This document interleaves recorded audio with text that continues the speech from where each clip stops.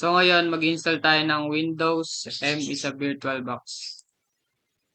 Pindutin natin tong new WinME. Then lagay natin yung ISO niya. Open. Then finish. Then start natin siya.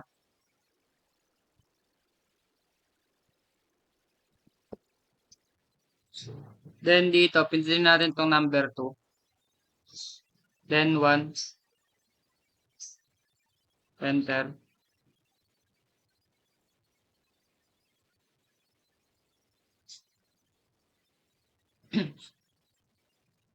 Then enter lang natin to. Then configure. Then yung yes. Then enter. Pindutin ulit natin yung 2.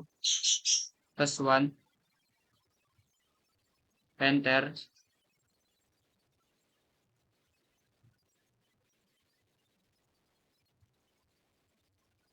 Then wait lang natin tong formatting. Pindutin natin yung enter.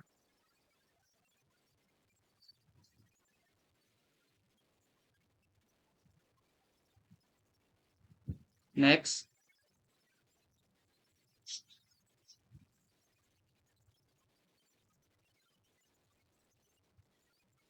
Then, next lang din natin to. Then, pindutin natin tong custom. Then, next. Then, check natin to lahat.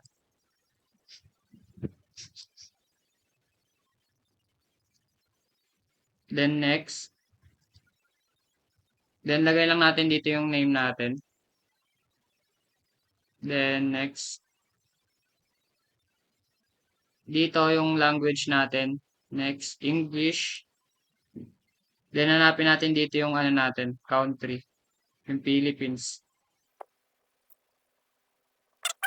Then, itong United States 101. Next. Then, hanapin dito natin sa baba yung ano.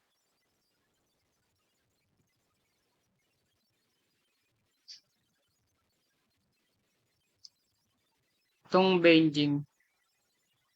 Yung Hong Kong. Yan. Then, next. Then, finish. Then, wait lang natin itong progress niya.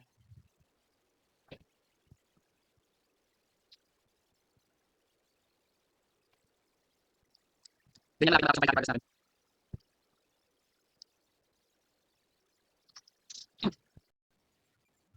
Then, restart natin. Pinutin natin itong file. Close. Then, power the machine. Then, start ulit natin siya.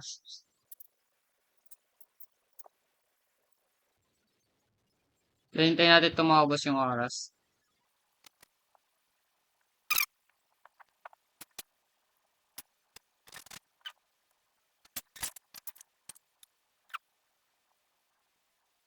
Then, lagay lang natin dito yung name natin.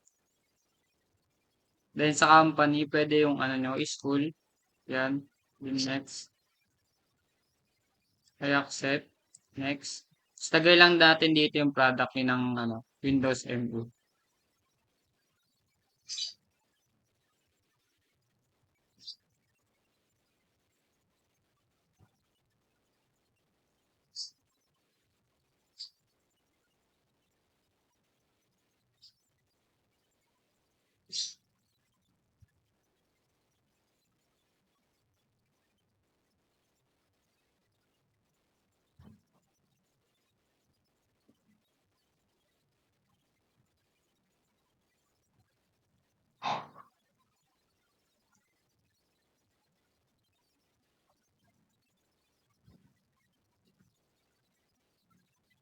Yan. Then, pindutin natin tong next pagkalagay natin.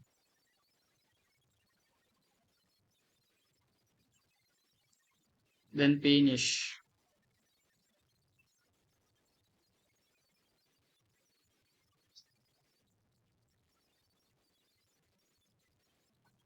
Then, restart now.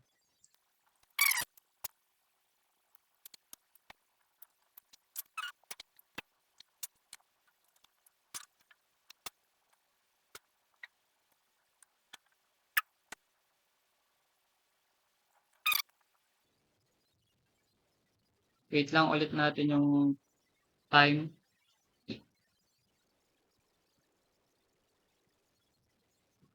Then, lagay natin yung name natin or apelyido, ganun. Then, kahit wala na siyang password, depende sa inyo. Then, okay.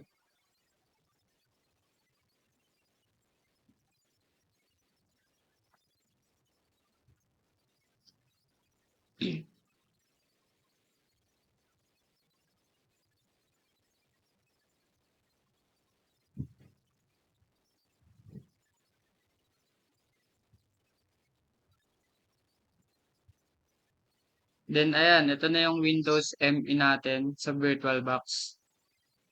Yun lang. Thank you.